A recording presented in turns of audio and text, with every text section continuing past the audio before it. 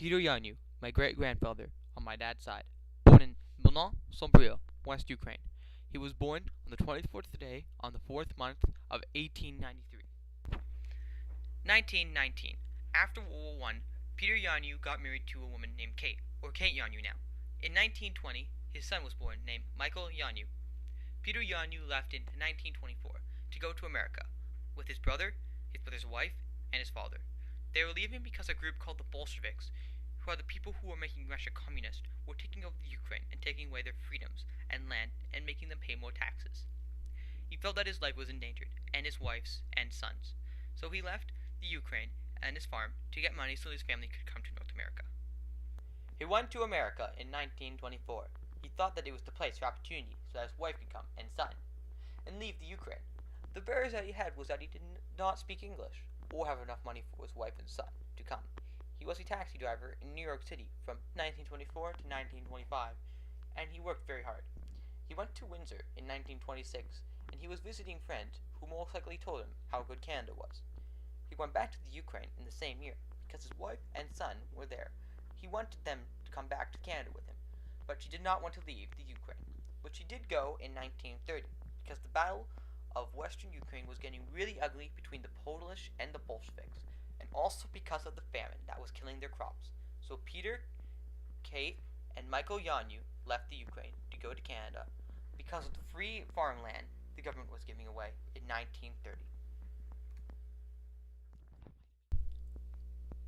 They came on a boat named the Empress of Scotland from England to Montreal.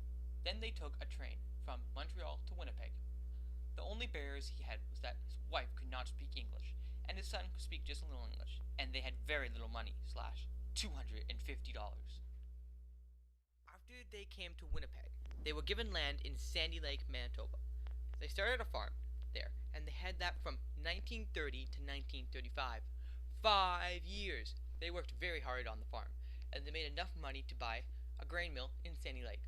They had that from 1935 to 1938. Then they made that into a butcher shop, where the farmers would kill their cows there. They had that from 1938 to 1951, much longer than they had the farm. Then they came to Windsor, because they had friends there. They bought a grocery store there. They had it from 1950 to 1955. Then they came to Toronto, because they bought a small apartment building, and Peter was 64 years old, and he was retired, and just wanted to run his small apartment building. And he lived there from 1955 to 1966. And he sold his apartment building. Then he moved to a house in North Toronto, but was still a farmer at heart and dug up his backyard and made it into a vegetable garden. Peter Yaniw, born in 1983 in Milno-Sombrio, West Ukraine, and died in October 26, 1976. What has came to Canada because of all these Ukrainians coming to Canada, you may ask? One of the things that came to Canada because of all these Ukrainians is pierogies, cabbage rolls, Polish sausage, Greek Orthodox religion.